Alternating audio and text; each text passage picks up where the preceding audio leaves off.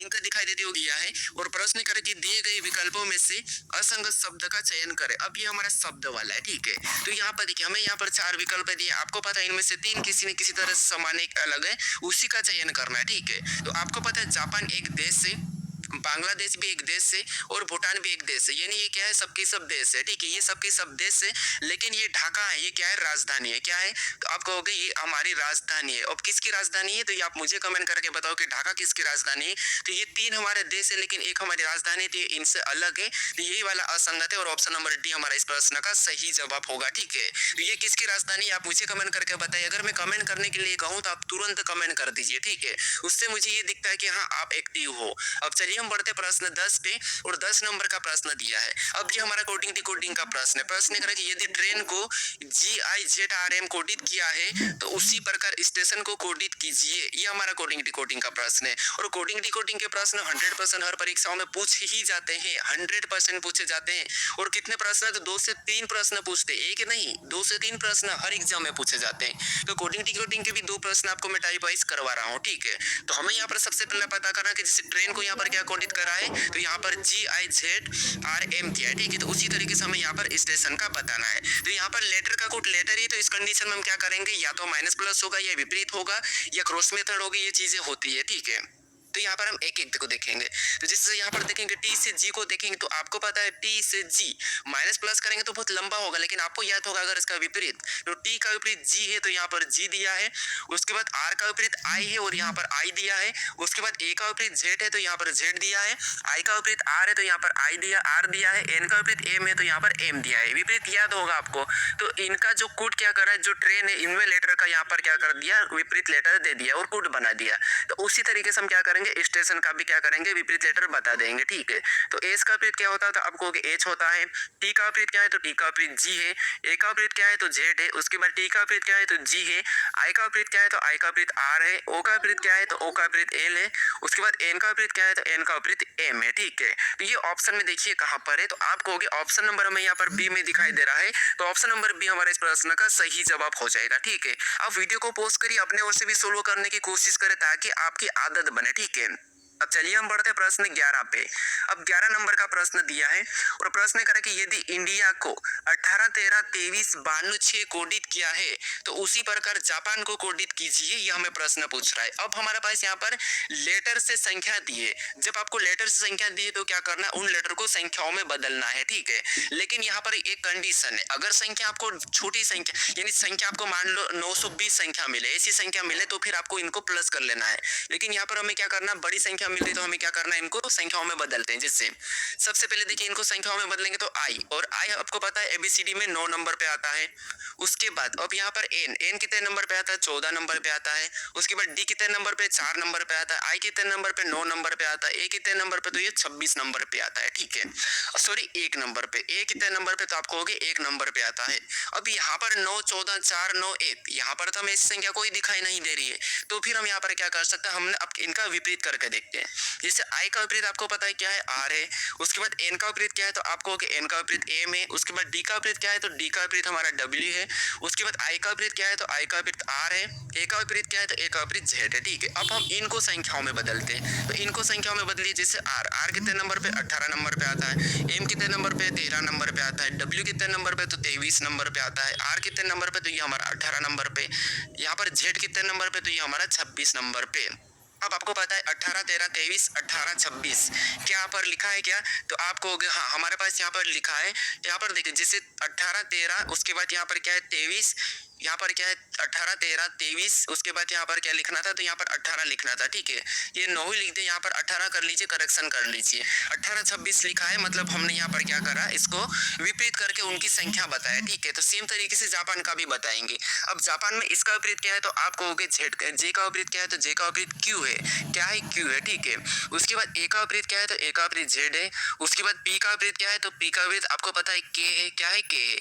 उसके बाद ए का विपरीत क्या है, तो ए का विपरीत आपको पता है जेड है, एन का विपरीत क्या है तो एन का विपरीत एम है, ठीक है, ये एम है। अब देखिए इनका अगर हम संख्याओं में करेंगे तो यहाँ पर क्यू कितने नंबर पे 17 नंबर पे आता है, जेड कितने नंबर पे 26 नंबर पे आता है, के कितने नंबर पे तो 11 नंबर पे आता है, जेड कितने नंबर पे तो 26 नंबर पे आता है, एम कितने नंबर पे तो एम 13 नंबर पे आता है, ठीक है। तो ये ऑप्शन में देख लिए 17 26 11, 17 26 11, उसके बाद 26 13। ऑप्शन नंबर कहाँ पर दिखाई दे रहा है तो आप कहोगे ऑप्शन नंबर डी में दिखाई दे रहा है, तो ऑप्शन नंबर डी हमारा यहाँ पर सही जवाब हो जाएगा, ठीक है। अब यहाँ पर हमारा जो लेटर यहाँ पर थोड़ा सा चेंज था, तो इसको थोड़ा सा करेक्शन कर लीजिए, कभी कभी टाइप मिस्टेक हो जाता है, ठीक है। ये आप समझदार हो, एक स्टूडेंट हो मतलब आप समझदार हो, आपको भी पता है थोड़ी सी गलती हो सकती है, ठीक है। अब चलिए हम बढ़ते प्रश्न 12 पे। अब 12 नंबर का प्रश्न दिया है। अब प्रश्न करें कि निम्नलिखित वर्गों में सही वेन आरेख ज्ञात कीजिए। अब ये हमारा वेन डायग्राम का प्रश्न है, और वेन डायग्राम के प्रश्न आपको भी 100% देखने को मिलता है। इसमें भी 2 टाइप पूछी जाती है, ठीक है।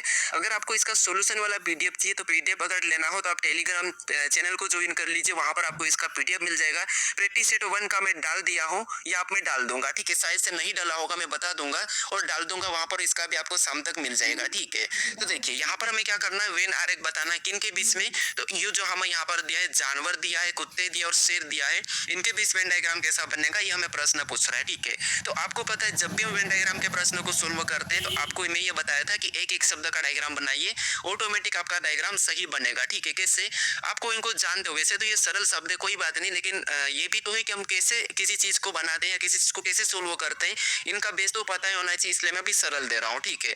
तो सबसे पहले हम यहाँ पर मान लीजिए क्या करते हैं, जानवर का डायग्राम बना लेते हैं। तो ये हमने क्या किया, जानवर का डायग्राम बना लिया है। उसके बाद फिर हम यहाँ पर क्या करेंगे, दूसरे शब्द का बनाएंगे, जो कि हमें यहाँ पर दिया कुत्ते। अब कुत्ते का डायग्राम बनाने से पहले हम ये देखेंगे कि जो हमने यहाँ पर जानवर का डायग्राम बनाया कि इनका कुत्ते से कोई संबंध है या नहीं है। तो आप कहोगे जो कुत्ते हैं ये क्या है, एक जानवर है, तो जानवर के अंदर आ जाएंगे, तो हम क्या करेंगे, इनको जानवर के अंदर बना लेंगे, ये कुत्ते का डायग्राम। तो ये जो डायग्राम अंदर वाला बना किसका बना, ये कुत्ते का बना है, और जो बाहर वाला बड़ा वाला डायग्राम ये किसका बना है, तो आप कहोगे ये हमारा जानवर का बना है, इसलिए मैं यहाँ पर कलर चेंज के बता रहा हूँ। अब हम यहाँ पर शेर का बनाएंगे। अब शेर का डायग्राम बनाने से आप देखिए पहले जो हमने यहाँ पर कुत्ते और जानवर का डायग्राम बना लिया है कि इनका शेर से कोई संबंध है या नहीं है, तो आप कहोगे यहाँ पर कुत्ते और शेर का तो आपस में कोई संबंध नहीं है, अलग अलग है, अलग अलग जानवर है, लेकिन शेर भी एक जानवर है, तो यहाँ पर जानवर के अंदर आ जाएगा लेकिन कुत्ते से अलग होगा। तो डायग्राम हमारा कैसा बना, कुछ इस टाइप से बना है, ठीक है। तो ये किसका, ये इसका डायग्राम बना है। तो डायग्राम हमारा कैसा बना, कुछ इस टाइप से बना है। तो ऑप्शन में देखिए कहाँ पर है, ऑप्शन नंबर डी में दिया है, तो ऑप्शन नंबर डी हमारा इस प्रश्न का सही जवाब हो जाएगा, ठीक है। अब आप कहोगे कि अगर सर हम रोज 20-20 क्वेश्चन सोल्व करेंगे तो ऐसे में तो हमारी पूरी रीजनिंग खत्म होगी नहीं। तो नहीं, मैं जितनी जिनकी टाइप हो जाएगी वैसे मैं हर चैप्टर के प्रश्न ऐड करते रहूंगा और प्रश्नों की संख्या बढ़ भी जाएगा, ठीक है। अब उसकी चिंता मत करना। अब देखिए प्रश्न हमारे यहाँ पर 13 नंबर का दिया है, और प्रश्न करें कि दी गई आकृति में कितने हॉकी खिलाड़ी फुटबॉल खेल रहे हैं। यानी इस आकृति का सबसे पहले अध्ययन करना, जैसे इस आकृति के अंदर जितनी भी संख्या है वो पहले तो अपने आप में हॉकी वाले हैं, और इसके अंदर जितनी भी संख्या वो सभी के सभी अपने आप में फुटबॉल वाले हैं, और उसके बाद यहाँ पर देखिए जो ये वाली आकृति इसके अंदर जितने वो सभी के सभी अपने आप में क्रिकेट वाले हैं, ठीक है। तो हमें यहाँ पर बताना है कि ये कह रहा है कि कितने ऐसे इस आकृति में ऐसे कितने हॉकी खिलाड़ी जो फुटबॉल खेल रहे हैं, ठीक है। यानी कितने हॉकी खिलाड़ी जो फुटबॉल खेल रहे हैं। अब यहाँ पर जो हॉकी खिलाड़ी के अंदर सबसे पहले तो इसका अध्ययन करते हैं, ठीक है। तो इसके अंदर ऐसे कितने हॉकी खिलाड़ी जो फुटबॉल खेल रहे हैं, तो यहाँ पर 27 लोग तो जो फुटबॉल नहीं खेल रहे, क्योंकि फुटबॉल के अंदर नहीं है, ठीक है। क्योंकि फुटबॉल का डायग्राम आपको पता है यहाँ से, फुटबॉल की आकृति यहाँ से, तो इसके अंदर वो सभी के सभी अपने आप में फुटबॉल वाले हैं, उधर क्या है हॉकी वाले हैं। तो हॉकी ऐसे कितने खिलाड़ी जो कि फुटबॉल खेल रहे हैं, तो आप कहोगे 27 तो है ही नहीं, ये तो केवल फुटबॉल नहीं खेल रहे 27 लोग, तो इसको हटा देंगे। अगर 55 की बात करेंगे तो 55 क्रिकेट खेल रहे हैं लेकिन हॉकी नहीं खेल रहे, तो इसको भी हम हटा लेंगे, ठीक है। अब हमारे पास कितने हॉकी, तो आप कहोगे 22 और 19 ये हॉकी है, हॉकी खिलाड़ी जो क्या है फुटबॉल खेल रहे हैं, फुटबॉल के अंदर है। हमें यहाँ पर क्रिकेट का नहीं कहा, उनसे कोई लेना देना नहीं। तो यहाँ पर हम क्या करेंगे, 22 और 19 को आपस में प्लस कर लेंगे, ठीक है। तो यहाँ पर कितने हो जाएंगे, 41 हो जाएंगे, 41 हो जाएंगे। तो 41 हमारे खिलाड़ी जो कि फुटबॉल खेल रहे हैं। तो ऑप्शन में देखेंगे तो ऑप्शन नंबर सी में दिया है, तो ऑप्शन नंबर सी हमारा इस प्रश्न का सही जवाब होगा। अब चलिए हम बढ़ते हैं प्रश्न 14 पे। अब 14 नंबर का प्रश्न दिया है, और प्रश्न कह रहा है कि निम्नलिखित पासे में संख्या 4 के विपरीत सतह क्या होगी। यानी इस पासे में संख्या 4 के विपरीत सतह क्या होगी, ये हमें प्रश्न पूछ रहा है। तो आपको पता है डाइस का प्रश्न है, और पहले प्रैक्टिस सेट में आपको बताया था सिंगल डाइस का, ठीक है। और यहाँ पर भी सिंगल डाइस ही है। तो सबसे पहले जब भी सिंगल डाइस दिया जाता तो सबसे पहले मैं आपको कल बताया था जो पुराना प्रैक्टिस सेट अपना पहला वाला कि सिंगल डाइस है तो सबसे पहले आपको कैसे पता करना है कि सबसे पहले देखना है कि पासा मानक है या सामान्य स्टैंडर्ड डाइस है या फिर सिंपल डाइस है, ये चीज हम देखना है। ठीक है, वो कैसे देखते हैं तो किन्हीं भी दो फलक का योग अगर 7 हुआ तो वो सामान्य, अगर नहीं हुआ तो वो मानक। तो जैसे अगर हम इन दो फलक का योग करते तो यहाँ पर 5 हुआ है, इन दो फलक का योग करेंगे तो हमारे पास 10 हुआ है, और इन दो फलक का योग करेंगे तो यहाँ पर 7 हुआ है। हमारा यहाँ पर नियम क्या कहता है कि किन्हीं भी दो फलक का योग 7 हुआ तो वो सामान्य, अगर 7 नहीं हुआ तो मानक। यानी इधर हमारा यहाँ पर 7 हो चुका है, इसका मतलब ये है कि ये पासा हमारा कौन सा है, तो आप कहोगे सामान्य पासा है। कौन सा है? सामान्य पासा है। कौन सा? सामान्य पासा। अब मानक पासा में जब भी आपको किसी संख्या का विपरीत बताना है तो मैं आपको बता रखा हूँ कि उसे 7 में से घटा लेना है। ये सिंगल पासा की बात कर रही हूँ, ठीक है, सिंगल पासा का बात कर रहा हूँ। बाकी तो जो डबल पास है, टेबल पास है, 4 पास है, उनमें तो अलग ट्रिक लगेगी, वो एक ही तरीका लगेगा, वो मैं आपको बता दूंगा। तो आज हमारे पास है पहले पासे खत्म हो जाएंगे, ठीक है। अब हमारा पासा कौन सा है? सामान्य पासा है। और सामान्य पासा में जब भी आपको विपरीत बताना, चाहे संख्या हो, चाहे लेटर हो, चाहे चिन्ह हो, जो नहीं दिख रहे वो उनके विपरीत हो जाएंगे, लेकिन सिंपल सी बात है कि आपको संख्या ही मिलेगी। तो आपको पता है यहाँ पर पासे में हमें 1, 4, 6 दिखाई दे रहा है, यानी पासे में यहाँ पर 1 से लेकर 6 तक सतह होती है और 6 तक संख्या भी दर्शाई है, ठीक है। तो यहाँ पर हमें क्या क्या नहीं दिखाई दे रहा है, तो आप कहोगे हमें यहाँ पर 2 नहीं दिखाई दे रहा है, उसके बाद हमें यहाँ पर 3 नहीं दिखाई दे रहा है और 5 नहीं दिखाई दे रहा है। तो जो नहीं दिखाई दे रहा है वो 4 के विपरीत होगा। अगर आपको यहाँ पर 1 का विपरीत पूछा होता तो 1 का विपरीत भी यही होगा, 4 का विपरीत पूछेगा तो वो भी यही होगा, 6 का विपरीत पूछेगा तब भी वही होगा, ठीक है। जो नहीं दिखाई दे रहा है इनका विपरीत होगा, यानी कि यहाँ पर हमेशा हम एग्जैक्ट नहीं बता सकते, संभावना होती है।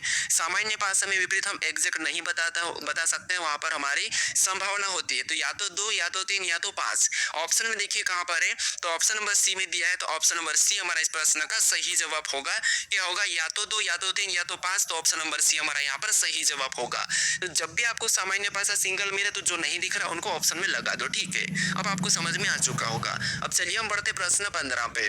अब 15 नंबर का प्रश्न दिया है और प्रश्न करें कि यदि सी ए और बी की माता है, यदि डी बी का पति है तो सी का डी से क्या संबंध है, ये हमें प्रश्न पूछा है, ठीक है। तो ये हमारा कौन सा रक्त संबंध का प्रश्न है, ब्लड रिलेशन का है। अब ब्लड रिलेशन के प्रश्न में मैं कल बताया था थोड़ा सा आपको बेसिक की कैसे सोल्व करना है, बाकी तो आपको कहीं नहीं आसान है। कैसे? देखिए सबसे पहले प्रश्न को पढ़िए। प्रश्न करा कि यदि सी ए और बी की माता है, सी क्या है? ए और बी की माता है। तो मान लो ये कौन है? सी है, ठीक है। ये को हमने सी को बनाया है और सी कौन है? तो यहाँ पर कह रहा है कि ए और बी की माता है, ए और बी की माता है, मतलब ए और बी की माता है। तो ए और बी को हम कहाँ पर लिखेंगे? तो आप कहोगे नीचे लिखेंगे, क्योंकि सी माता है तो ये बड़ी है, तो ए और बी को हम नीचे लिखेंगे। तो यहाँ पर देखिए ये ए हो गया और ये हमारा बी हो गया, ठीक है। इनकी माता कौन है? ये सी है, ठीक है। तो हम यहाँ पर माता मतलब हम माइनस लगा लेते ताकि ये एक महिला है, ये तो हम पहचान के ले लगाते हैं, ठीक है। ये माता है। अब ये दोनों भाई बहन है, अब ये भाई है कि बहन है ये हमें कंफर्म नहीं कहा, लेकिन ये दोनों भाई बहन है, ठीक है। अब आगे प्रश्न करा कि यदि डी बी का पति है, यानी जो डी है वो बी का पति है, ठीक है। यानी डी कौन है? बी का पति, तो यहाँ पर हम इसका पति बना लेते हैं, ठीक है। डी जो बी का पति है तो यहाँ पर हम पति पति बनाते हैं, तो डी की कौन है? तो डी बी का पति है, ये पति है तो ये ऑटोमेटिक पत्नी होगी, मतलब ये इसकी बहन है, ठीक है। अभी भी ये लड़की की लड़का है, एक का तो हमें कहा नहीं है, लेकिन इसकी ये बहन कंफर्म हो गया है, ठीक है। यानी बी एक लड़की है, ये तो कह दिया है। अब यहाँ पर प्रश्न पूछ रहा है कि तो सी का डी से क्या संबंध है। यहाँ पर कह रहा है कि सी का डी से क्या संबंध है, तो यहाँ पर आप कंफ्यूज होते हैं, यहाँ पर रिलेशन बताने में आप कंफ्यूज होते हैं। तो जहां पर भी सी लगा वहां से आपको उल्टा बताना है, ठीक है। जैसे डी से क्या संबंध है, यानी कि सी का डी से, तो आपको यहाँ पर उल्टा बताना है कि डी का सी क्या लगेगा, ठीक है। तो डी का सी क्या लगेगा, तो यहाँ पर देखिए ये डी है और ये डी की पत्नी, यानी ये डी की पत्नी और ये सी कौन है, तो आपको होगा सी की, ये बी की माता है, ये कौन है? माता है। तो यानी कि डी की ये क्या लगेगी? अपनी पत्नी की माता अपनी क्या लगती है, तो आप कहोगे अपनी पत्नी की माता अपनी क्या लगती है, तो आप कहोगे सास लगती है, तो यहाँ पर सास लगेगी। तो ऑप्शन देखिए सास कहाँ पर है, तो ऑप्शन नंबर ए में दिया है, तो ऑप्शन नंबर ए हमारा इस प्रश्न का सही जवाब होगा, ठीक है। बस आप यहाँ पर कंफ्यूज हो जाते हैं रिलेशन बताने, बाकी आप इतना तो कर लेते हो। अब चलिए हम बढ़ते प्रश्न 16 पे। यहाँ पर भी